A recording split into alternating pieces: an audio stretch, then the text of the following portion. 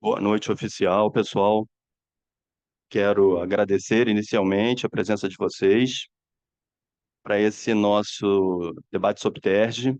Esse debate sobre TERJ é o nosso 17º evento desse ano e a gente tem outros eventos no futuro próximo. Eu aproveito aqui para divulgar. Hoje mesmo foram abertas as inscrições e divulgada a programação do nosso curso de pneumonia e tuberculose, que a gente está nos bastidores chamando de CPT para agilizar, né? Então, as inscrições estão abertas, vão estar acontecendo no Berkeley, e eu peço que vocês deem uma olhada na programação, que ela foi feita com muito carinho. A gente está recebendo muitos elogios. Eu acho que, modéstia à parte, a gente acertou na seleção da programação e dos palestrantes. Quero agradecer também, assim, pelas visualizações, curtidas no podcast sobre TERJ, né? São centenas. O nosso episódio 4 vai estar disponível no próximo dia 2 de setembro e a gente está muito entusiasmado. Excepcionalmente, vai ser um videocast. O nosso podcast não nasceu para ser videocast, mas por conta neste episódio 4, nós demonstrarmos vários mecanismos inalatórios e sua forma correta de utilização, a gente pensou que não tem como fazer isso sem ser por vídeo. Então, a gente venceu a timidez, eu e o Renato, e ele já está gravado. E dia 2, a intenção é que vocês voltem de carro para casa depois do trabalho, ouvindo ou vendo, ou que à noite vocês estejam conosco. Vai servir, alguns episódios do podcast vão servir a todas as classes, estudantes de medicina, médicos, não especialistas, especialistas, e leigos, e outros episódios, como episódios 5 e 6, serão só para médicos, né? Acho que o público leigo vai se beneficiar pouco de alguns episódios. A gente vai sempre alertar, sempre informar isso. Mas esse episódio 4, claro, para pacientes eu acho que vai ser muito importante, para estudantes de medicina também. Imagino, né, que os médicos não especialistas talvez tenham algumas dúvidas na forma de usar corretamente o mecanismo inalatório. E para a gente, eu sei que todos aqui sabemos, né, como utilizar os dispositivos inalatórios. Talvez ouso lhes pedir para divulgar junto aos seus pacientes. Eu acho que pode ser útil. Um, Antes de convidar os meus amigos que aceitaram aqui estar conosco e palestrar para a gente nesse evento sobre temas importantes, quero agradecer a GSK, que nos apoiou e nos apoiou assim, com muito entusiasmo e com muita tranquilidade. E eu não sei como dizer isso formalmente, assim, o termo parceiro foi demonizado, né? Mas assim eu sinto algumas indústrias, né, de nos apoiar, e a gente nota a confiança no nosso trabalho. E tá bom, eu vou dizer, eles não nos dão muito trabalho, né? É, a Jéssica é um time bom de trabalhar com, tá? Muito obrigado de coração. E ainda antes de convidar e apresentar os palestrantes, hoje é o dia 29 de agosto, é o Dia Nacional de Combate ao Tabaco. Vale uma menção, né? Pelo menos uma menção. E eu estou muito preocupado porque a gente está falando muito pouco em público sobre tabagismo convencional, porque a gente só fala sobre cigarro eletrônico. É claro que é muito importante, mas a gente, quando um assunto fica assim epidêmico, né, tsunâmico, a gente fica preocupado porque a maioria dos tabagistas ainda é usuário do cigarro convencional, né? Eu sei que por nós eles não estão abandonados, mas na imprensa eu acho que o assunto diminuiu bastante e isso não podia acontecer. Aí eu pensei o que eu ia dizer para vocês aqui, fiquei pensando, o que que eu vou dizer? Vou falar assim, vou falar assado. Estava ontem à noite, ou anteontem à noite, pensando no que ia falar. Eu falei, posso falar isso também? Ah, já sei, vou falar assim. Até que eu pensei, isso está virando um texto, né? E aí levantei da cama e fui para o computador escrever, porque eu sou semi-idoso, não peguei o celular para escrever, né? Que era só pegar e escrever, né? No celular. Não, eu levantei, liguei o computador, o notebook estava desligado e escrevi. Não é uma obra de arte, né? Mas como estamos entre amigos, eu fico quase 100% à vontade e peço paciência comigo. É, o título veio depois, né? Dele terminado. É a quem interessa. A quem interessa viciar crianças e jovens? A quem interessa reativar o tabagismo que para os jovens atuais já era algo considerado cringe? A quem interessa disponibilizar formas modernas e diferentes de fumar, seja eletrônico, pendrive e no futuro, quem sabe, na nuvem ou holograma? Qual a vantagem para a sociedade? A quem interessa ludibriar jovens? A quem interessa vulnerabilizar a saúde pública, que tanto trabalhou para reduzir o tabagismo a menos de 10%? Porque quem pouco sabe sobre o tema, nunca tratou ninguém, nunca viu um paciente em franca dispneia por uma crise de enfisema até a agonia, advoga a favor de qualquer forma de uso de tabaco. Por que aumentar os gastos públicos com a saúde, se nem os impostos que seriam arrecadados seriam suficientes para fazer valer tais gastos? Por que confiar em quem um dia afirmou que o cigarro não adoecia, não viciava, que os cigarros light eram seguros, que os cigarros eletrônicos não tinham nicotina e, portanto, não viciavam, que não tinham substâncias cancerígenas e que eram menos danosos? Por que a esmagadora maioria dos médicos, a despeito do manancial imenso de novos pacientes que teriam no futuro por doenças causadas pelas novas formas de fumar, seguem quase unissonamente implorando para que todo esforço seja feito para não só manter a proibição dos cigarros eletrônicos, mas também para fazerem valer a lei, multar e punir os que fazem vendas ilegais? Quem não é pró-vida sempre encontrará a classe médica naturalmente como rival. A cada paciente que ajudei a livrar do tabagismo, uma felicidade incompreensível para os insensíveis ao sofrimento do outro. Estamos lidando com o mal, com a ganância ou com a ignorância? Quando foi que desistimos do mais correto porque isso é mais difícil? Espero que o Brasil siga sendo exemplo para o mundo na guerra contra o tabaco e que seja um país livre do tabagismo. You may say I'm a dreamer, but I'm not the only one. Obrigado. Obrigado, amigo. Pois bem, vamos começar oficialmente o nosso debate, mas eu quero agradecer muito ao doutor Fábio Aguiar e à doutora Paula Werneck. Eu sei, está todo mundo onerado, todo mundo trabalhando de 0 a 10, 10, e aí vem um outro amigo e fala, eu gostaria de te convidar para dar uma aula para a gente, não é ano que vem, é daqui a 20 dias, você poderia aceitar? E eles aceitaram, né, emprestar as suas competências para dividirem e abrilhantar essa noite de hoje. O doutor Fábio Aguiar vai falar sobre a importância da otimização precoce do tratamento do paciente com DPOC, e a doutora Paula vai falar sobre melhorando o desfecho da pneumonia nosocomial, evidências recentes e futuros desafios. Então, serão aulas de 20 a 25 minutos, uma em seguida da outra, e depois preparem as suas perguntas, apesar do nome debate, carinhosas. Tá? Fábio, por gentileza. Muito obrigado mais uma vez. A palavra é sua. Obrigado, Léo. Obrigado a todos pela presença, obrigado a GSK pelo convite, Soptest pelo convite. Não foram 20 dias, foram 8. Mas tá bom, né? Vamos para cá. Mas a gente está sempre à disposição, né, para falar de coisas que importam, né?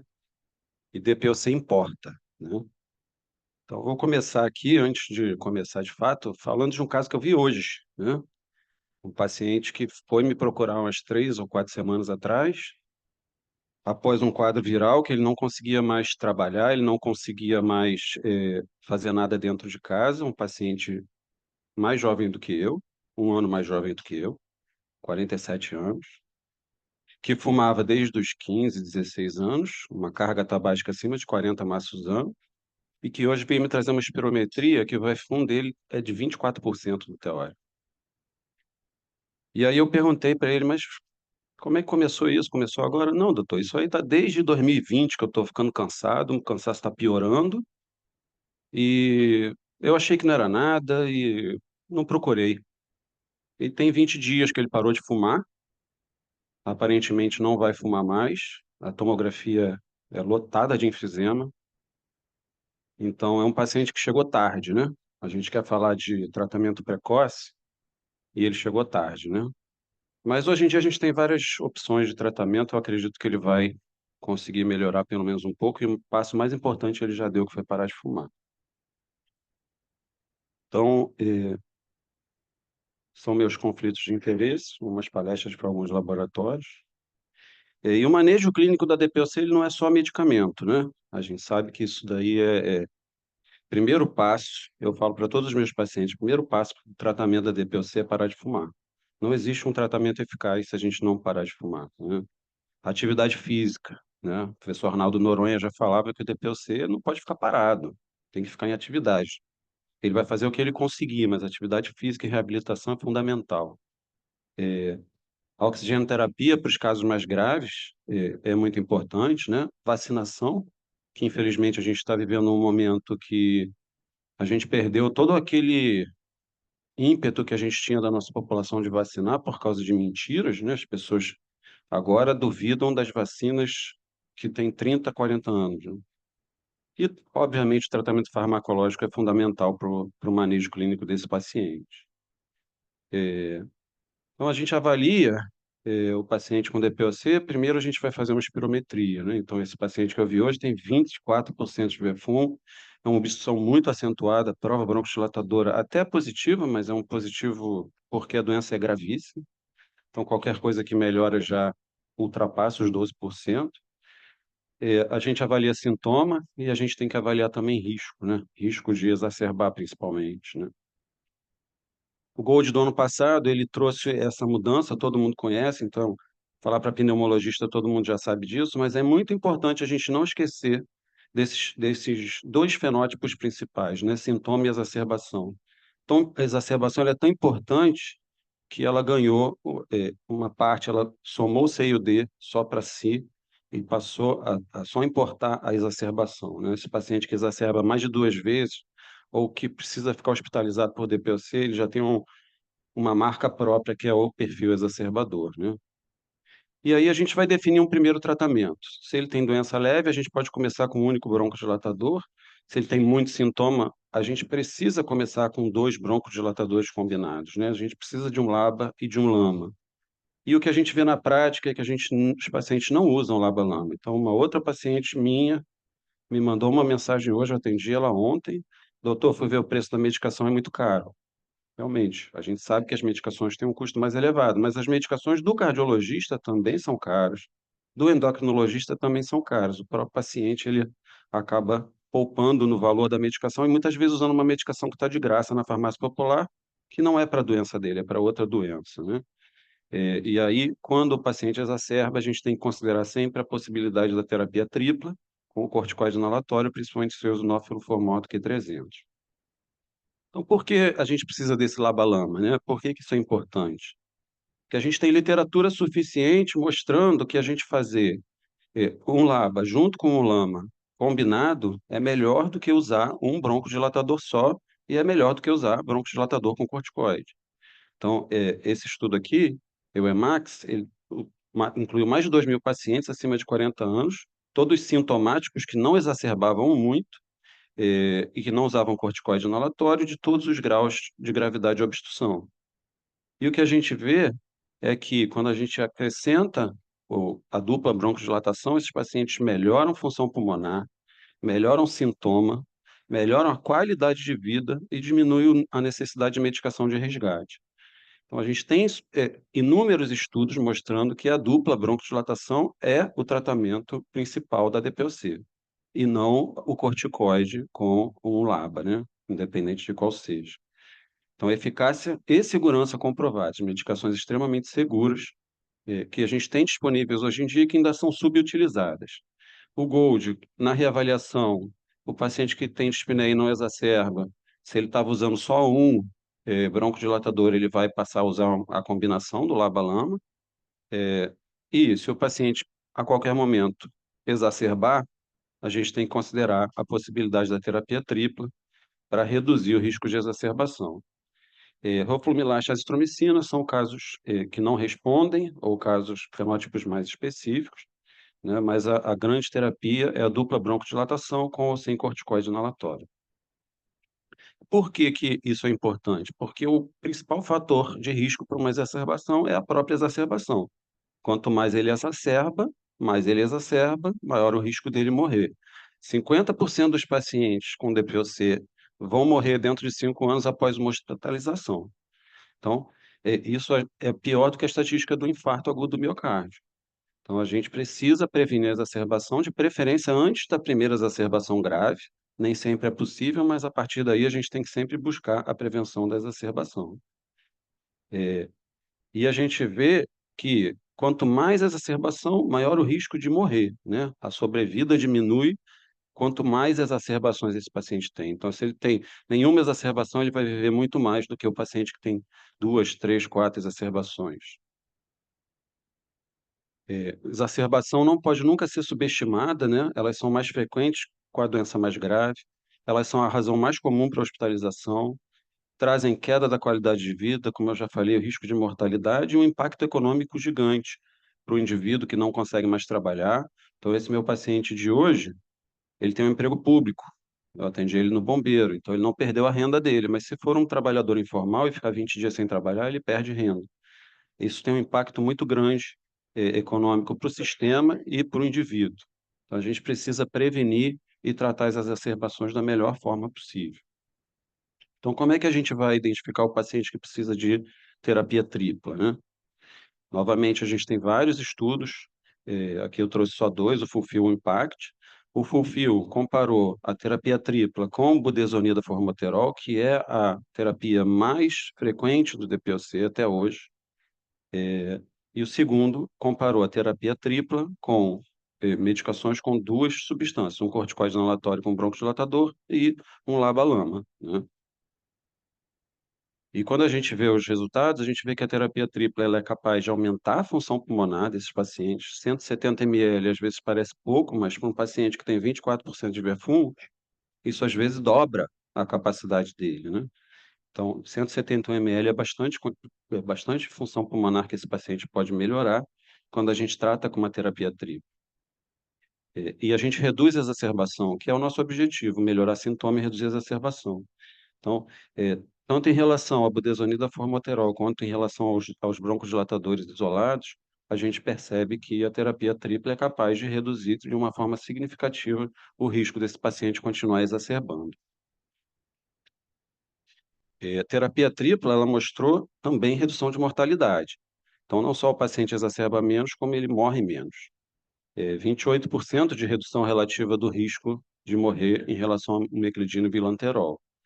Então, a gente precisa sempre considerar que esse paciente é exacerbador e pode precisar da terapia tripla. O que que o Gold fala, né? O Gold botou até esse slidezinho de sinal, verde, amarelo, vermelho, que eu acho muito interessante, que são recomendação forte, a possibilidade de considerar e aquele que a gente deve evitar, né? Então, o paciente que hospitalizou por DPOC, a gente sempre tem que considerar a necessidade de adicionar o corticoide, fazer a terapia tripla. Se o paciente exacerba mais de 2 vezes por ano, mesmo que sejam exacerbações moderadas, a mesma coisa. Se ele tem um fenótipo eosinofílico, mais uma vez o corticoide, a gente sabe que o corticoide é muito importante, vai proteger mais esse paciente. E se tiver história de asma ou qualquer possibilidade de asma concomitante com a DPOC, a gente não tem dúvida nenhuma. Se ele tem só uma exacerbação moderada no ano, ou se o eosinófilo está entre 100 e 300, a gente pode considerar de acordo com cada paciente. E aquele paciente que tem pneumonia de repetição, que tem eosinófilo baixo e que tem histórico de infecção por micobactéria, a gente deve evitar o uso do corticoide inalatório o máximo possível. Quando que a gente começa a terapia tripla num paciente após uma exacerbação? Então, esse estudo é bastante interessante. Eles estudaram um início imediato versus um início tardio. O que é um início imediato? Até 30 dias após a alta. Então, a pessoa chegou, hospitalizou, até 30 dias depois ele tem a terapêutica dele modificada para terapia tripla versus um grupo que isso aconteceu após 30 dias, entre 30 e 180 dias. E a gente vê que quanto antes a gente trocar a terapia, mais a gente vai proteger esse nosso paciente. Então, se a gente começa imediatamente, a gente reduz a taxa de exacerbação em 21%, e a gente reduz a taxa de exacerbação grave em até 43%. Então, quanto antes a gente adequar o tratamento do paciente, melhor. Muitas vezes o paciente tem alta, vai te procurar lá 45, 60 dias depois no consultório, e aí essa janela de tempo ideal já passou, né?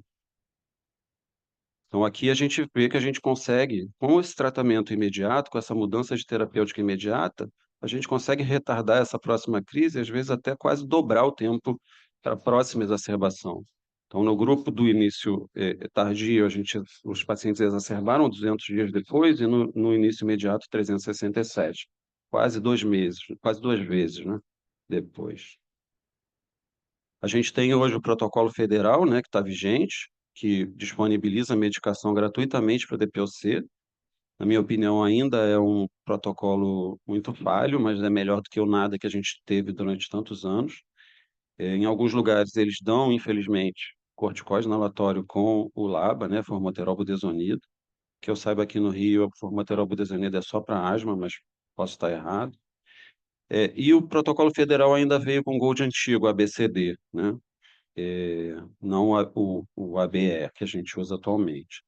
De qualquer forma, a gente tem a possibilidade da terapia com LABA-LAMA, tanto com meclizine e bilanterol quanto tiotropilodaterol, o que já é um grande avanço no tratamento dos nossos pacientes. Esse meu paciente de hoje, eu encaminhei, fiz o LME e encaminhei para ele tentar conseguir gratuitamente o tratamento. Isso tem ajudado bastante, tanto os pacientes do consultório quanto os pacientes de serviço público. E o paciente que precisa da terapia tripla, a gente espera que em algum momento em breve a gente possa também ter acesso no setor público à terapia tripla, seja fechada ou aberta, mas que seja uma terapia tripla de qualidade para os nossos pacientes. Em relação ao manejo não farmacológico, cessação do tabagismo, já falei bastante, atividade física é fundamental e as vacinas, né? Todas as vacinas que o Gold preconiza, a gente também preconiza aqui no Brasil: influenza, pneumocócica, coqueluche. Coqueluche agora, não sei se vocês têm visto, mas eu tenho visto muita tosse que nunca passa. Eu tenho tentado fazer diagnóstico, mas geralmente chega muito tardio, é difícil de diagnosticar. Covid, herpes zoster e o vírus sincicial respiratório, que é a nova adição do calendário desse ano. A ASBIN, ela tem um calendário próprio para pacientes com mais de 60 anos e está lá incluído a nossa vacina para vírus sincicial respiratório, além de todas as vacinas que o Gold preconiza para o paciente com DPOC. Então, resumindo, é importante a gente olhar o paciente como um todo, né? Intensificar nossas ações contra o tabagismo. Eu tenho, infelizmente, muitos pacientes que tratam DPOC há muito tempo e continuam fumando.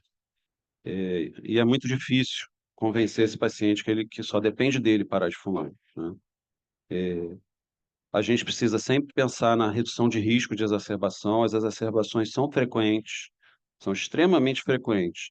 Então, é o paciente que chega no consultório: ah, doutor, tive outra pneumonia. Você vai ver, não foi uma pneumonia, foi uma exacerbação da DPOC.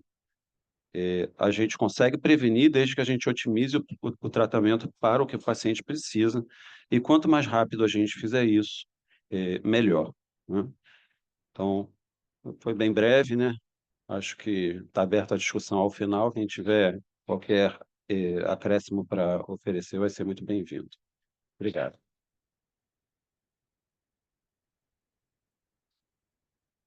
Muito obrigado, Fábio. Vamos deixar sim as nossas perguntas e o debate para o final. Convidar então a doutora Paula Werneck para dar continuidade. Obrigado, Paulo.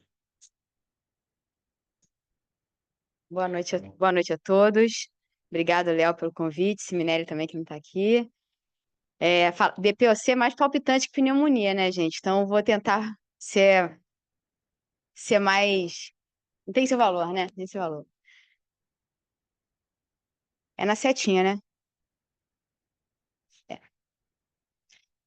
Bom, eu vou começar falando de um paper que foi publicado pelo timaço que a gente tem de intensivistas e pesquisadores aqui no Brasil, capitaneado aqui pelo Fernando Zampieri, que tentou atribuir qual era a mortalidade relacionada à sepse nosocomial em hospitais do Brasil. Isso, então, me dá mais gás ainda, né?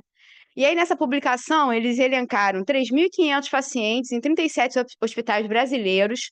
Essa coorte era representada por pacientes idosos, né, maiores de 60 anos, maior parte homens, com comorbidades, e que tinham tido, em pelo menos 20% dos casos, uma internação prévia. E o que eles viram? Tinha uma incidência de 10% de sepsis nosocomial, cuja principal disfunção orgânica era a alteração do estado mental. Guardem bem essa informação. Eles dividiram essa coorte em 3 subcoortes, né, se é que eu posso dizer assim: clínico, cirúrgico eletivo e cirúrgico de emergência. Olha que absurdo. O paciente clínico, a cada dia que ele passa dentro do hospital, aumenta exponencialmente a chance dele morrer de sepsis nosocomial. No paciente cirúrgico eletivo, existe um pico ali em torno do 10º dia, que deve ser mais ou menos onde tem as decências, né? E depois isso fica um platô. E no paciente cirúrgico e trauma, né, isso após o 10º dia vai exponencial igual ao paciente clínico. Começar a aula de pneumonia falando de sepsis nosocomial, pasmem, mas a principal causa dessa sepsis nosocomial foi a pneumonia em 44% dos casos. Então, é um tema extremamente relevante e que a gente precisa estar atento na pneumonia hospitalar. Ops. A verdade é que essa doença é um balaio de gato. Ela está envolvida nela diversas formas de apresentação que são muito heterogêneas, que a gente não pode botar tudo no mesmo saco, e eu vou mostrar para vocês isso. Nessa corte europeia, eles fizeram um estudo que foi em 2 continentes, com 13 países, juntaram 1.060 pacientes e analisaram todas as infecções de trato respiratório inferior nosocomiais. A citar: pneumonia associada à ventilação mecânica, traqueobronquite associada à ventilação mecânica, que eu não acredito que existe, pneumonia hospitalar dentro do CTI e a pneumonia hospitalar, que acontece no andar, mas que evolui para a ventilação mecânica. Então, a maior incidência foi de pneumonia associada à ventilação mecânica, mas olha que interessante que eles viram. Apesar da pneumonia associada à ventilação mecânica ser o terror, o pesadelo de todo pneumologista e todo intensivista, nessa coorte, quem mais morreu foi quem tinha tido a pneumonia no andar e tinha evoluído para a ventilação mecânica. Esses pacientes tinham maior disfunção orgânica, né, pelo SAPS e pelo SOFA, eles tinham maior inflamação, 54 de PCR, maior procalcitonina e pior hipoxemia. Então, eram pacientes muito graves. Então, vocês imaginam, é aquele pacientinho vozinho, polistectomizado, tá lá no andar tranquilão, faz um delírio hipoativo, fica mais tranquilo ainda, rebaixa a consciência, você tá achando que tá tudo bem e o cara tá morrendo de sepsis. Por pneumonia nosocomial. Todo mundo tratou como se fosse TU. Mas quais seriam os determinantes que poderiam justificar uma coisa tão bizarra assim, né? O paciente que tem uma pneumonia no pós-operatório de colestectomia morrer mais do que o paciente que está lá no CTI, politrauma e fez uma VAP. Então, esse outro estudo aqui analisou isso e mostrou que realmente o paciente que vai para a ventilação mecânica, que é esse aqui, ele morre mais do que a pneumonia associada à ventilação mecânica. Os pontos chaves dessa disparidade estariam no reconhecimento tardio dessa doença. E aí, levando a maior tempo e uso de antibióticos, maior tempo de internação. E atentem, isso foi ajustado para todas as variáveis e para a gravidade. Então, é realmente uma doença que mata mais. A mortalidade da PAV, média, tá? Obviamente, não é igual a todo lugar, gira aí em torno de 27,5%. Da pneumonia hospitalar não complicada, em torno de 30%, que já é pior. Agora, da pneumonia que vai para a ventilação mecânica, chega a 37,5%. Por que aconteceu que essa doença aqui, que a gente morre de medo, está matando menos que essa? E a resposta é isso: prevenção. Nós ficamos tão bons em entender qual é a fisiopatologia da pneumonia associada à ventilação mecânica, que está aqui, ó, quebra da barreira natural de proteção, tubo ou traqueostomia, que a gente virou master nisso, né? Então, nossos protocolos, os bundles, né, os famosos bundles de despertar, avaliação diária da liberação da ventilação mecânica com despertar diário, elevação da cabeceira, higiene oral, pressão do cuff, aspiração subglótica, fez aquilo, um shift de mortalidade para uma pneumonia que matava muito mais do que qualquer outra coisa dentro do hospital.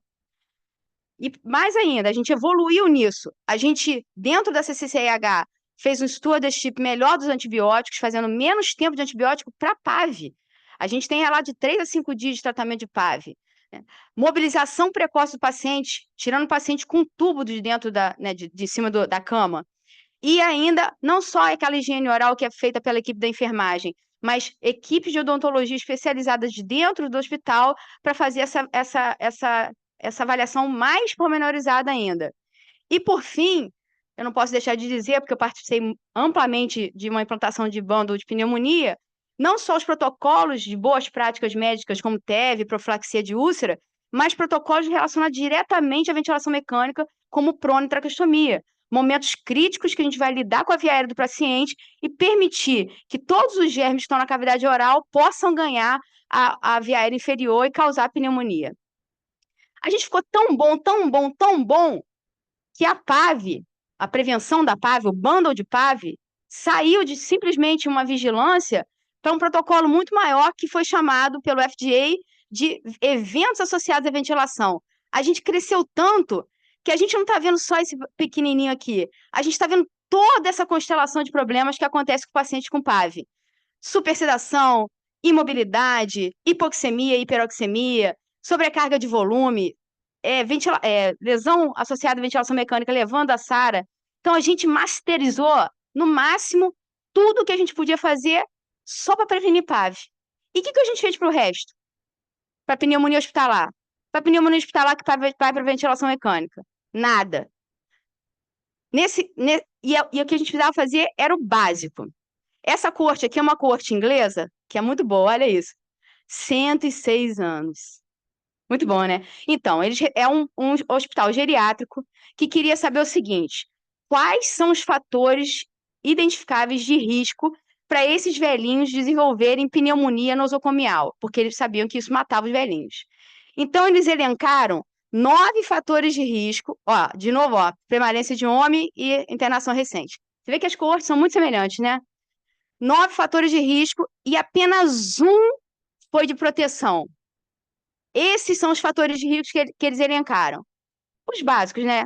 Idade, sexo, gordo ou magro, tubo para alimentação, mobilidade, se era independente, se requeria assistência ou se era totalmente dependente, polifarmácia, comorbidades e internações recentes. Adivinhe qual foi o único relacionado à proteção para desenvolver pneumonia nosocomial? Deambulação independente. Então, os velhinhos que eram independentes de deambular, eles não tinham pneumonia nosocomial. E mobilização é básico. Assim como é básico, as metas de segurança do paciente. E por que você está falando isso, Paula? Porque é básico lavar as mãos. Isso é básico. E por que a gente não está fazendo esses 2 básicos? Porque talvez esses 2 básicos vão mudar aqueles números lá da pneumonia. Porque existe uma outra coisa básica, que é o número de pessoas para cuidar dessas pessoas. Essa coorte aqui americana estudou a mortalidade associada, né, a pneumonia associada à hospitalização em vários hospitais de Nova York de 2010 e 2014. E olha que interessante que eles viram. Quando você tinha um aumento da ocupação diária, você tinha uma queda da qualidade do cuidado. Aumentava a pneumonia e nesses hospitais morria-se mais gente. Então, é preciso analisar esses fatores de prevenção Não só aquela beira do leito do bundle de PAV, que a gente masterizou lá, mas o básico para a gente conseguir fazer dos outros. Bom, mas saindo de prevenção, vamos para o diagnóstico. E o diagnóstico é muito beabá, né? Febre, filtrado melanoma, secreção. Ok. Só que isso aqui não me fala qual vai ser o tratamento empírico, porque é empírico, que eu vou ter que dar para esse paciente. O que eu vou precisar saber? Eu vou precisar saber qual bicho que eu estou tratando. A gente sabe que, na maior parte das vezes, nos pacientes com pneumonia associada aos cuidados de saúde, são os grãos positivos, especialmente estafilococos, e na pneumonia associada à ventilação mecânica, os grãos negativos, especialmente a famigerada pseudomonas. Mas só aí não dá nada. A gente vai precisar disso aqui. Quais são os fatores relacionados ao paciente, da onde ele veio e do seu hospital, para a gente tentar acertar quem que a gente tem que tratar empiricamente. É, como aquele outro artigo falou, uma questão de fé, né, gente? Eu tenho fé que esse antibiótico vai fazer efeito, vamos com fé que vamos em frente. A gente precisa fazer uma under pressure totalmente na nossa cabeça de da onde esse paciente veio. Isso é muito comum na Europa, até para saber germes resistentes a carbapenêmicos, que a gente tem muito aqui, eles têm pouco lá. Pouco não, né? Mas não, tem menos que a gente. Saber qual é a prevalência da flora do nosso hospital, do nosso andar. E olha que lindo, por isso que eu botei. Se a gente tem gente para tratar, se a gente vai ter gente para mobilizar precocemente, para fazer higiene oral, para levantar a cabeceira, porque é esse básico que vai mudar a mortalidade. Graças a Deus, nascemos numa era boa, que a gente, em alguns lugares, não precisa pensar tanto assim. A gente vai... O diagnóstico molecular da pneumonia evoluiu muito ao longo desses anos e a gente pode contar hoje em dia com painéis singleplex ou multiplex que são capazes de dar o resultado para a gente de qual é o germe causador daquela infecção em 1 a 6 horas, mais ou menos. Eles têm uma alta sensibilidade e especificidade, né? E ainda podem detectar mecanismos de resistência dessas bactérias, fazendo a gente ter um funil melhor ainda de escolha do nosso tratamento, que seria empírico. O problema é que o custo é muito alto e, por isso, ele não está disponível, acessível para 80% dos hospitais, eu diria aqui na Zona Sul do Rio de Janeiro. Esse aqui é um exemplo de um painel multiplex, que a gente vê claramente, olha que interessante, um hemófilos, que obviamente é ator coadjuvante, uma pseudomonas do mal, um estáfilo mais do mal ainda, que a gente vê aqui, olha que lindo, olha, o gene de resistência que vai fazer ele ser MRSA. Isso aqui é de um caso real, tá? É um paciente meu, que estava entubado, ele tinha uma sepse cutânea, e a gente fez esse painel quando ele estava no tubo, e a gente pôde guiar muito melhor um homem politratado, jovem, mas com linfoma grave. Então, isso é uma realidade, pena que não está disponível para todo mundo. Então, uma vez que a gente sabe, aí a gente vai escolher um antibiótico. E também nascemos na era certa, porque o maior pesadelo da PAV são os MDRs. E, graças a Deus, temos vários antibióticos novos para cobrir os MDRs. Eu não vou aqui perder tempo não, que seria ganhar tempo, mas escorrer, até porque eu não quero que vocês achem que a minha palestra foi chata, depois do Fábio falar de DPOC, mas a gente tem todo... botei efeito, gente, foi mal. Tem toda essa gama de antibióticos que a gente vai ter que usar. E é difícil escolher. O último painel, os dois últimos painéis de consenso, tanto de PAV quanto de pneumonia hospitalar, são de 2017 e 2018. Estão completamente defasados. Eles não contemplam nem os antibióticos novos. E o painel que saiu da Sociedade de Infectologia Americana ano passado tem 57 páginas, gente. Eu não conseguiria, não. Então, eu sou sincera. Eu trouxe para vocês aqui, que é do Rafael Zaragoza. Aliás, é um artigo bastante fácil de ler, que ele traz um beabazinho, assim, como diz o Pikachu, um bem bolado, do que a gente deve usar na pneumonia associada à ventilação mecânica precoce, na pneumonia que vai para ventilação mecânica, dando bastante para a gente, assim, guias, linhas, para a gente guiar o nosso tratamento. Eu posso dar para vocês depois. Mas não menos, por último, mas não menos importante, eu gostaria de deixar aqui a minha paixão atual, que é a pneumonia viral associada à ventilação mecânica. Quando o paciente tem uma pneumonia associada à ventilação mecânica, vem na cabeça, pelo menos a minha, rapidamente, única e exclusivamente quase, pseudomonas, acinetobacter, etc., todos os MDRs possíveis. Mas a verdade é que cada vez cresce mais esse conceito de que muitos pacientes na ventilação mecânica reativam doenças virais, especialmente o herpes simples e o CMV. Aqui lindíssimo, né? 2 citologias mostrando as inclusões virais de cada um deles. A gente sabe que não é fácil isso, né? Quem faz broncoscopia, né? É difícil arrumar uma pessoa para ler um lavado, né? Uma citologia desse jeito, mas acho que a gente tem que lutar e procurar isso, porque isso faz toda a diferença. Esse artigo, que é do Shastri, que também é bem interessante, ele mostra que o número de cópias de um lavado, quando ele é maior que 10 a quinta, ele é claramente positivo contra quem não tem uma broncopneumonia por herpes simples. Então, gente, resumindo, só que não passa, resumindo, quais são as evidências recentes que eu vejo? Que a pneumonia hospitalar é um conjunto de doenças diferentes e que a gente precisa ser mais master nas outras do que só na PAV, que a gente vem sendo tanto. Que a prevenção continua sendo o pilar principal. A gente precisa agora fazer a prevenção como a gente fez para a PAV e para as outras pneumonias. Graças a Deus temos novas abordagens diagnósticas, que é o perfil de painel molecular, e graças a Deus temos novos antibióticos. Mas o nosso desafio futuro vai ficar exatamente em usar tudo isso com muita consciência, né? Protocolos estruturados para o manejo desses novos antibióticos, para que a gente não induza mais resistência ainda do que a gente já tem. Compromisso nosso médico de beira de leito com a educação continuada, não só dos nossos médicos parceiros, mas da nossa equipe inteira, fisioterapia, enfermagem, técnicos, odontólogos, e especialmente nosso compromisso com o dimensionamento da equipe. A gente não pode mais deixar de seguir o que é correto. Era isso. Muito obrigada.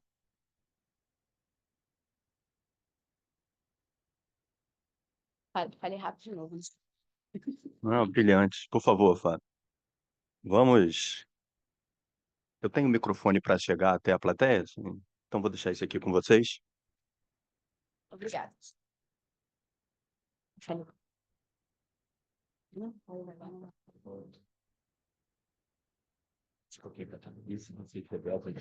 Esse daqui eu vou falar na plateia sobre essa.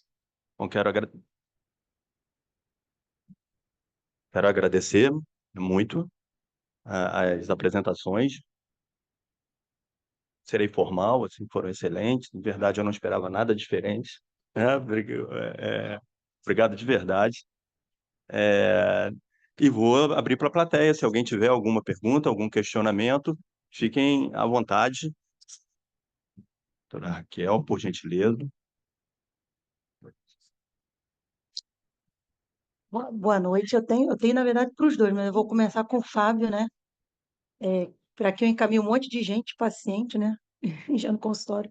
Mas você tocou num assunto interessante que é a questão, digamos assim, monetária, né? Que eu costumo brincar com os pacientes, que é a questão do FMI. Da gente, né, aumentar a medicação, né, passando para terapia tríplice, nos pacientes que são exacerbadores. Mas pensando na questão custo-benefício, existe algum momento, é uma pergunta individual, né? Em algum momento em que você está usando e aí o paciente fala assim, olha, eu estou bem, doutor, mas não tem como reduzir, voltar para um medicamento um pouquinho mais simples, ou você não, uma vez que está na tríplice, vai ficar com a tríplice para sempre? Seria só uma questão de debate mesmo. Então, eu acho que essa pergunta ultrapassa até a questão do custo, né? A gente acaba se deparando com essa pergunta por causa do custo. Mas essa é a pergunta que a gente não tem resposta, né? Esse descalonamento na asma é muito fácil, na DPOC é muito difícil. Justamente porque quando você começou uma terapia tripla, você quer prevenir a exacerbação. Será que se eu tirar alguma coisa, eu vou deixar esse paciente sob risco de exacerbar de novo? A gente só vai saber na hora que ele exacerbar. O que a gente previne, a gente não mede, né? Mas falando especificamente do custo, que é o problema do dia a dia, eu acho, assim, a minha opinião é a seguinte: a gente, pneumologista, se preocupa muito com o custo de medicação.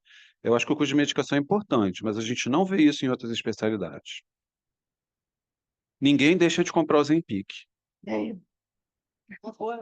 Não, eu brinco também que assim, você não deixa de comprar o seu remédio da pressão e da diabetes, só o meu, né? Fumante não deixa de comprar cigarro.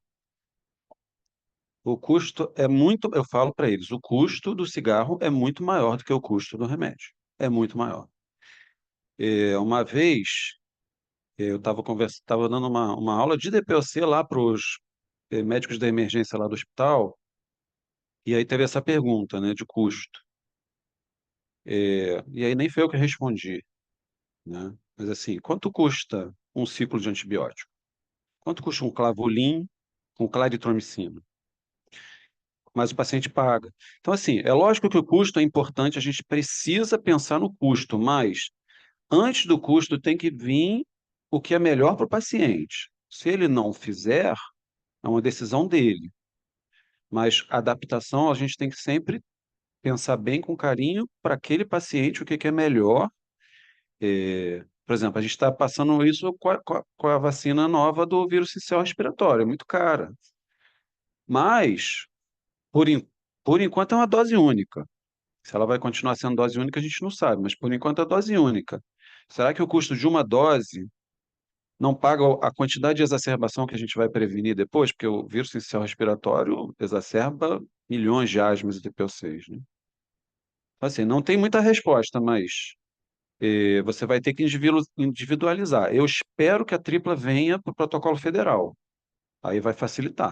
A dupla já está facilitando bastante, mas Hum, Ok, obrigada. E aí eu vou perturbar agora a Paula, né? É, na verdade, assim, a sua explicação sobre ventilação mecânica e a pneumonia associada, né? Pneumonia hospitalar, é algo assim, por um dos motivos que eu não quis fazer CTI, porque eu não saberia, eu ficaria tão em dúvida em qual antibiótico ter que passar, e concordo que realmente tem que seguir o CCH de cada hospital, de cada protocolo e tudo mais. E concordo também que, por tanto medo das bactérias que a gente tem no CTI, tem mais prevenção e a gente cuida mais, né? E deixa o pessoal da enfermaria livre, né? Em relação a isso. Mas será que, de repente, também, como você falou, essas orientações, essas pesquisas que foram feitas para a ventilação, né, pneumonia associada à ventilação, também não poderia também ser incentivada para o pessoal que está fazendo diagnóstico de pneumonia hospitalar, porque eu acho que o pessoal esquece ou ignora. E o outro dado que você falou ali, que eu também queria ver sua opinião, era por que que o pessoal da cirurgia, né, que tem baixa de coisa, será que eles já vão usando antibiótico precocemente? Será que Naqueles primeiros dias. é, da É, cirurgia que não é igual do outro, né? então, mas é porque ali a maior parte dos pacientes vai embora, né?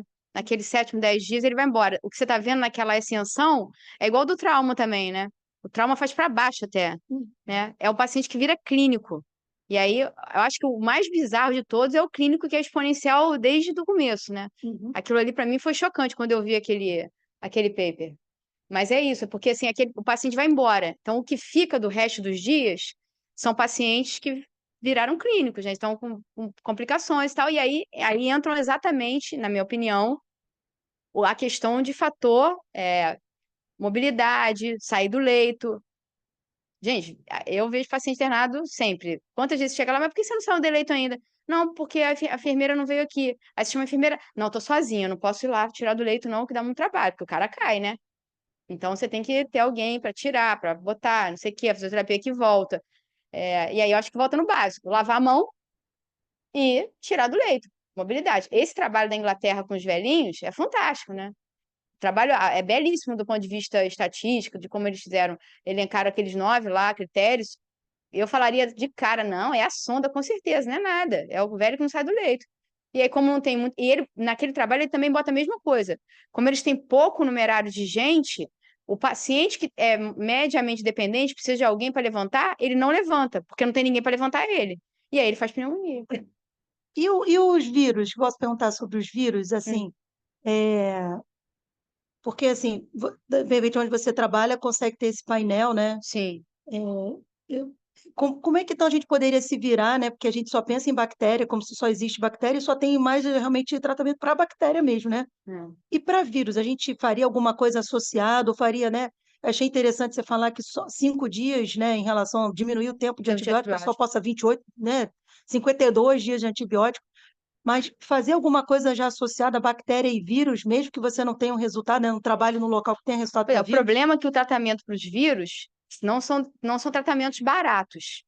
São tratamentos muito caros. Então, assim, de alguma maneira você precisaria certificar que a gente está falando de nosocomial, não estou falando de paciente de comunidade, tá? Uhum.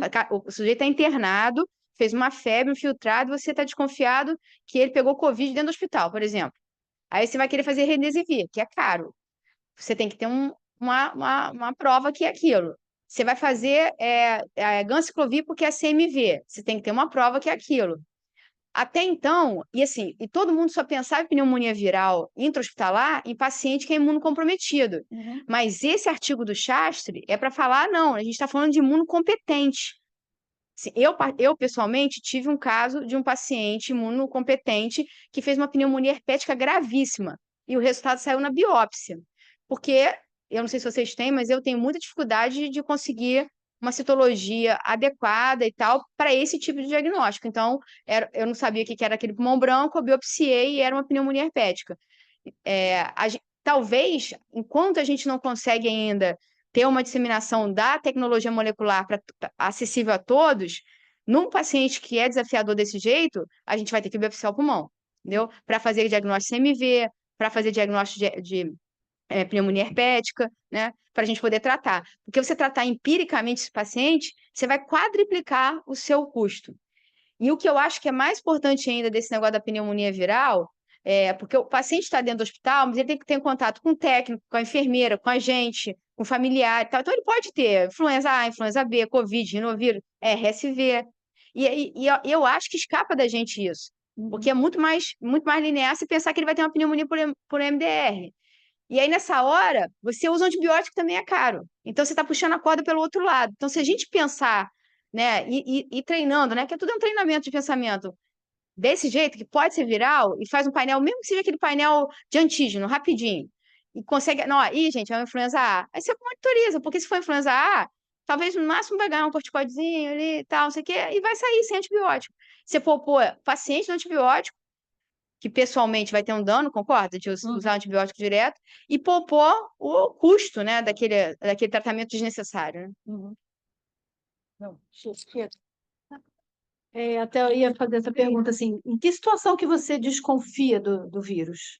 Tem alguma situação que você Então, desconfia? o padrão radiológico, eu acho que ajuda muito a gente. Não que não exista pneumonia viral com consolidação. Existe. Mas, na maior parte das vezes, o padrão radiológico da pneumonia viral é um filtrado bilateral, multilobar, vidro fosco, sugerindo, às vezes, com consolidações sugerindo COP. Acho que nessa hora, esse padrão é fundamental de acender a luz. Nessa hora, é fundamental. Ou quando você tem um paciente com um pulmão branco, como a pneumonia herpética faz e citomegalovírus também, de pulmão branco, SARA total, que você vê que o paciente não está séptico, né? Assim, ele não está chocado, não tem, né? Mas ele está grave, ele está hipoxêmico grave, tem que fazer, eu acho que nessa hora também. Né? Mas aí só acho que biópsia mesmo. Queria fazer uma pergunta para o Fábio. A gente tem estudo, né, não tão recente, mostrando o aumento de incidência de pneumonia com salmeterol e fluticasona, né? Não fluticasona furoato, mas propionato. No material que você tem, o que existe de aumento de incidência de pneumonia com fluticasona furoato, vilanterol e, enfim, terapia tripla? Existe algum dado já publicado nisso? Não vi até o momento, assim, por incrível que pareça, a maior parte dos estudos mostrou mesmo a fluticasona, né? Do fluticasona do ceretide mesmo, né? Não lembro de ter visto nenhum artigo falando da terapia tripla no risco de pneumonia. Teoricamente, é efeito de classe, mas a gente sabe que a fluticasona ela tem um risco muito maior de pneumonia, tá? Na prática, assim, eu não costumo ver, tá? No DPOC. Mas está descrito na literatura, a gente sabe que é um fator de risco e sempre que possível, e a gente achar que aquele paciente não precisa, que muitas vezes o paciente vem para a gente que não tem o perfil para usar a terapia tripla, a gente pode, aí esse sim a gente pode escalonar. Paciente que não tinha indicação no início, a gente pode tirar o corticoide para evitar o risco de pneumonia, que talvez seja, eu acho que micobacteriose também é uma coisa que se fala muito pouco, mas Eu tenho muito medo nesses pacientes com bronquiectasia, que às vezes vêm usando corticoide inalatório há muitos anos, sem nenhuma evidência científica de necessidade de corticoide inalatório. A gente, sempre que é possível, eu acho que a gente tem que tirar sim. Mais alguma pergunta? Gunter. Dr. Gunter. Vamos voltar para os vírus aí. Exato. Vírus é a onda do momento. Exato. E até é interessante, assim, como relato lá no hospital onde eu atuo mais, a gente volta e meia faz os lavados broncoalveolares no CTI e tudo, e em alguns pacientes isso não é disponibilizado para todos, né? Existe uma série de critérios, mas a gente costuma fazer painel molecular também. E ele acaba investigando vários tipos, tanto de bactérias quanto de vírus. E advogando, assim, não querendo reforçar a questão de vacina, mas não é tão incomum assim o vírus sincicial respiratório, né? Sim. Eu Não, é brinco muito assim, comum. não é cabeça de bacalhau. Não é. Não. Ele é É que a bem. gente não procura, né? Exatamente, ele acaba sendo bem mais comum do que o usual. Lógico, existe a limitação hoje em termos de custo, quando você propõe essa vacinação para o paciente, ele acaba sendo resistente. Hoje está por volta de R$ 1.600 a vacina, realmente não é tão acessível assim, mas é algo que acho que é de se considerar sim. Você ofertar para os pacientes, a opção dele vai ser sim ou não vacinar, mas principalmente ofertar com uma segurança de que você não está oferecendo algo que não é impalpável, que não existe, né? Uhum. Não, você está oferecendo realmente uma forma de proteção para aquilo. Então, esse é um ponto. E a segunda questão também, até que o Fábio comentou, dessa questão da tosse que não passa mais, né? Então, a gente tem visto alguns casos de infecção, em geral, viral, e aí acaba chegando esse paciente tardiamente mesmo ao consultório, e com uma tosse que não passa mais, uma reativação bronca, né? Uma reação por conta da infecção, em geral, viral, você fica sem saber o que causou isso. E a grande frustração é como conseguir lidar e minimizar esse sintoma todo do paciente. Você faz A, B, C e tal, e o paciente continua tossindo e você é um péssimo médico, né? Porque você não resolveu magicamente a tosse do paciente. Mas talvez isso, a gente ampliar a oferta e esquema de vacinações do paciente, a gente consiga minimizar um pouco essas consequências, né? O calendário vacinal do adulto, que já está, né, tá disponível em 1 trilhão de lugares diferentes, é muito pouco disseminado entre a prática de clínica médica, cardiologia, endocrinologia. Então, acho que essa penetrância de geriatria, essa penetrância na prevenção, né, nas doenças virais, indubitavelmente, mas assim, também na doença pneumocócica, também na coqueluche, né? Então, assim, na meningite também, né? É, é muito simples, né? Zoster, né? E a gente vê que não tem uma penetrância como deveria ter, como tem no calendário vacinal da criança, né? Então, assim, ficou um vácuo nisso muito grande, né? Que com certeza compromete e faz esses números aí absurdos, né? Da gente. Assim, tem muito da questão da mentalidade, né, da sociedade. Vacina é uma coisa que a população como um todo acha que tem que ser no posto de saúde de graça. Quando você fala que é particular, tem uma barreira enorme. Então a gente fala que é particular, fala que não tem, e ele volta 3 meses depois, vacinou? Não, doutor, fui no posto, não achei. Não, mas eu falei que não tinha no posto. Não vai ter. Não, mas a minha vizinha falou que conseguiu se vacinar. Eu falei, não conseguiu, impossível, não conseguiu. Mas as pessoas têm muito essa barreira. Às vezes nem é tanto custo. Uma pneumocócica não é uma vacina inacessível, mas as pessoas têm uma barreira de pagar aquela. Nem qualquer loja. Exatamente. Mais alguma pergunta, Fernanda?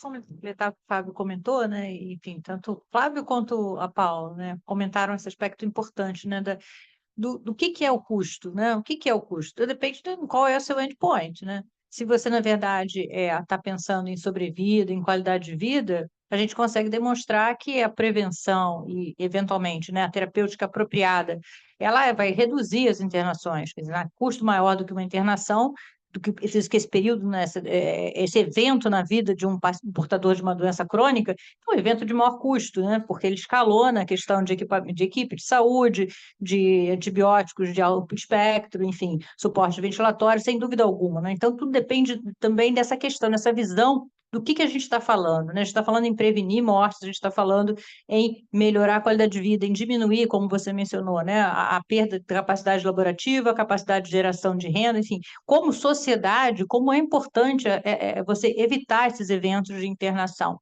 Então, essa questão do custo é muito relativa, né? Mas eu acho que falta essa visão, né? Dessa questão das pessoas compreenderem que a tosse não é uma coisa normal, aqui a gente morre de pneumonia, não é só criança que morre, adulto morre de pneumonia, enfim, né? Para os gestores enfim, de patrocínio, de apoio, né? Divulgação de medidas preventivas e de terapêuticas de fato, né? Que de fato interferem na sobrevida e no índice de internação, como isso na ponta do lápis, se a nossa meta é proporcionar saúde, com certeza isso se paga. É uma conta que fecha, mas se a gente está trabalhando com uma outra visão, aí realmente, né, imediatista, de um consumo individual. Então, eu acho que a gente tem que mudar, a gente tem que falar isso para a sociedade, eu acho que a gente tem que empoderar a sociedade no sentido de que a saúde respiratória ela é muito importante, as pessoas morrem por problemas respiratórios. Então, isso só fazer essa reflexão. Lembrar o Fábio, que o Fábio lembrou bem, a questão da utilização de corticoides inalatórios de forma desnecessária em quem tem doença estrutural pulmonar. Isso está associado com risco também às micobacterioses, não tuberculose, que é um problema de tratamento, de diagnóstico, que a gente sabe que piora o processo inflamatório, piora a alteração da estrutura arquitetural, piora a qualidade de vida, piora a função. E aí, Paula, essa questão que você traz é muito importante, a questão, na verdade, dos doentes clínicos que fazem a pneumonia no hospital, né? Que já são pessoas que a gente já está lidando com outro tipo enfim, né, de bactérias, de flora, de mudança, que são pacientes que a gente vai ter um desafio maior para decidir antibiótico. É o paciente que está acamado, ele também tem sarcopenia, ele também perdeu alguns reflexos, ele também tem piora de nível de consciência, quer dizer, toda a cascata que está envolvida ali, que dificulta a recuperação, já está muito mais inflamado, enfim, muito suprimido mesmo, enfim, e que não tem a reserva, inclusive, do ponto de vista, né, de recuperação cognitiva, de próprias defesas, até, né, do ponto de vista, né, dele não ter até a atividade muscular, e até envolvendo a musculatura propriamente disso, a sarcopenia que acontece nesse paciente. E eu acho que isso você traz uma reflexão muito importante, assim, mas como é que você vê de medida, assim, o que você acha que, enfim, a equipe de saúde, né, que é fundamental, e a equipe multidisciplinar também, porque enfim, acaba ficando muito na questão da enfermagem também, né? Mas, enfim, e é importante a gente ter uma equipe multidisciplinar, né? Ter o fisioterapeuta, ter o fono, enfim, incorporar isso nessa linha de cuidados, nesses pacientes que têm longa permanência, né? Eu acho que esse é o ponto, Fernanda, para a gente, tudo que a gente fez de esforço para prevenir a PAV, que a gente não fez de esforço no paciente clínico que fica hospitalizado e vai desenvolver a pneumonia. Então, que é isso? Na equipe multi, nutrir o paciente adequadamente, não deixar ele ficar sarcopênico, porque você está gerando um paciente imunossuprimido, e até voltando para a pneumonia viral, aí todo mundo fala, não, mas viral é só imunossuprimido. Esse doente é imunossuprimido, né? Então, o nutricionista chegar junto e garantir que vai entrar, a fisioterapia chegar junto e tirar o paciente do leito, botar de pé, botar para caminhar, botar para fazer peso, subir escada, isso tem que ser uma bicicleta, entendeu? Isso tem que ser uma realidade dentro dos hospitais, especialmente para pacientes que vão demandar mais tempo para se recuperar de qualquer outro evento clínico que não era pulmonar, a princípio, né? Então, sem sombra de dúvida. Só que para você ter isso tudo, você precisa ter um gestor que entenda que isso tudo é necessário para você ter o desfecho que você espera, né? Acho que no dia que a gente conseguir. Porque até no final das contas, voltando para o negócio de custo, né? Você fala, mas aí é muito custo, porque você tem mais enfermeira. Não, você diminui o custo, porque você vai diminuir o tempo de internação, você vai diminuir a quantidade de antibióticos que você vai dar para ele, né? A quantidade de complicações que aquele paciente vai ter, e vai devolver um paciente para a sociedade que é economicamente ativo, ele vai trabalhar, vai gerar renda, vai etc, né? Que você também falou na sua apresentação do DPOC. É a mesma coisa que acontece no CTI. Assim, eu vejo claramente assim, o CTI de 24 anos atrás era o de hoje é outro. Hoje a gente graças a diversas, né, medidas, o que a gente tem dentro do CTI hoje? Ou é um pós-operatório complicado, que aí não tem jeito, vai complicar, mas na maior parte são doentes octogenários, nonagenários, com múltiplas comorbidades, que não vão conseguir ter de volta algum grau de qualidade de vida e que estão gastando milhões dentro do CTI, né? Assim, então, olha que coisa doida. E a gente vai retroalimentando isso, né? Para Fernanda.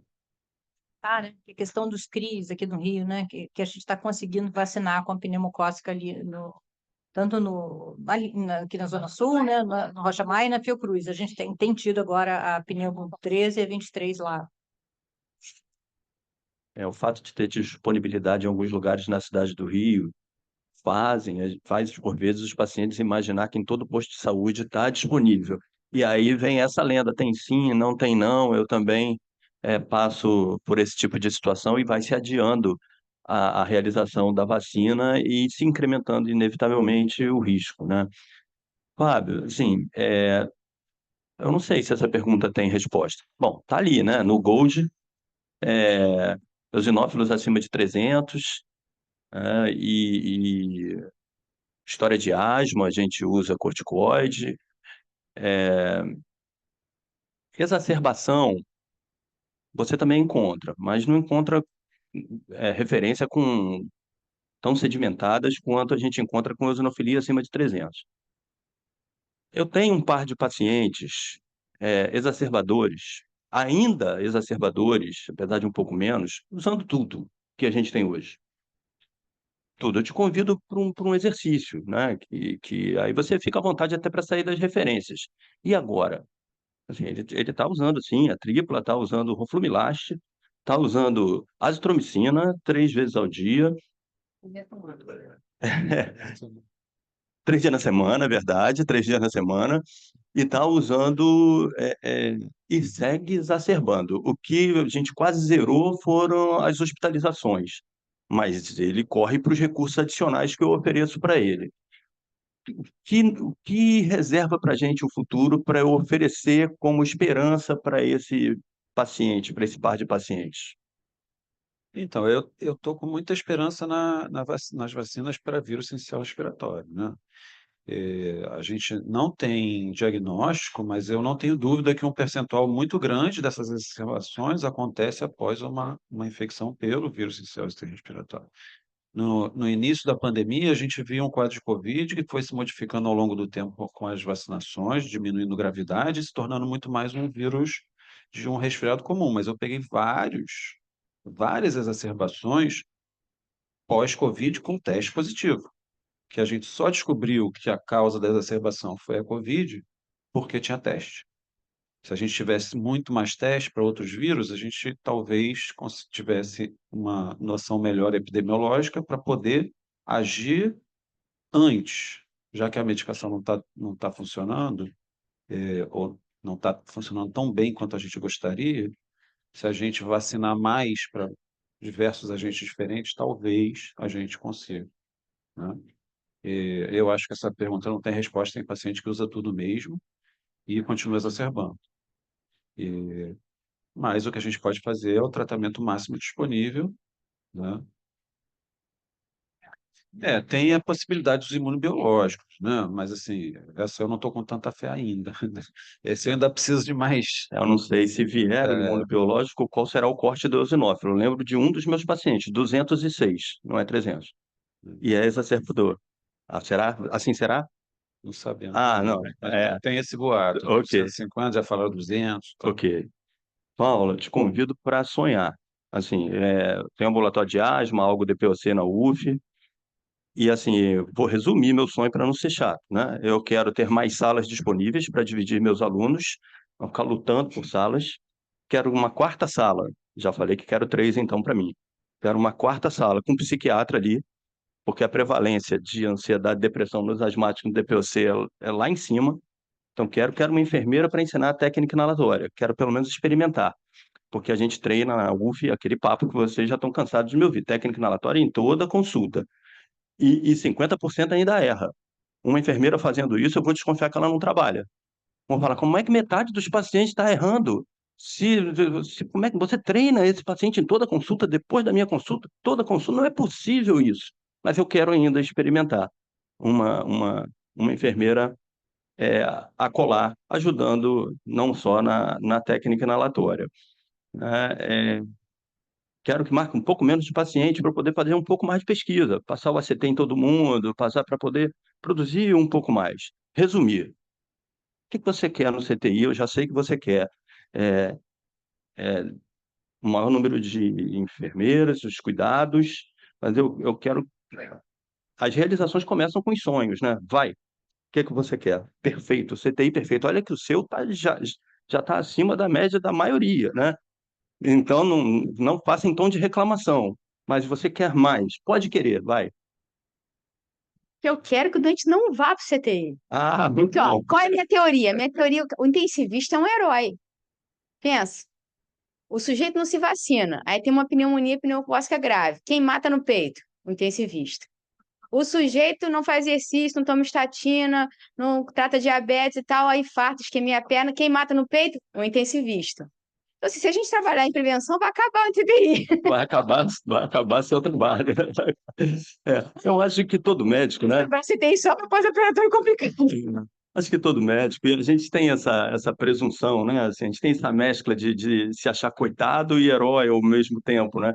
Porque eu também fico impressionado dos pacientes, por vezes, não fazerem nada do que eu digo e dá tudo errado na vida dele, mas ele não tem constrangimento em voltar para mim. Eu acho isso um exercício de humildade que eu não sei se eu teria, né? Olha só, se você não usar o medicamento, não usar regularmente, se você não parar de fumar, se você não vacinar, não estou lhe agourando, é científico, eu aposto dinheiro.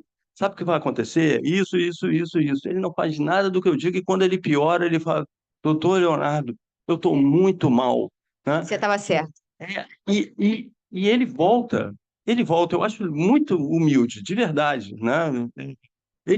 Assim, tudo bem, nós não temos um pneumologista por esquina, mas existem outros pneumologistas. Eu não sei se eu voltaria. Sinceramente, eu não sei se eu voltaria lá. Eu falo, não, não, lá não vou voltar. O cara disse o que ia acontecer. Mas, enfim, é a beleza da nossa profissão, né? A gente não vai desistir de tentar ajudar. Bom, não havendo mais perguntas, eu vou agradecer muito, então, a presença de vocês, mais uma vez a Jéssica, muito grato, tá? E agradecer especialmente aos palestrantes e amigos, a Paula e Fábio. Obrigado de verdade, de coração. Valeu. Valeu. Obrigado. Bom, vamos jantar agora, sobremesa e confraternizar.